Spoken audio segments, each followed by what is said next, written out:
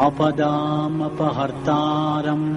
दातारं सर्वसम्पदां लोकाभिरामं श्रीरामं भूयो भूयो नमाम्यहम्।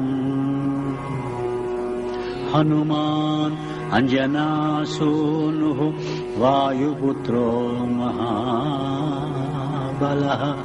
रामेष्टः फल्गुणसखः पिङ्गाक्षो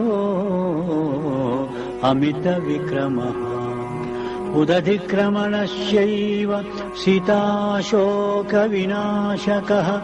लक्ष्मणप्राणदाता च दशग्रीवस्य दर्पः 12 नामानि कपीन्द्रस्य महात्मनः।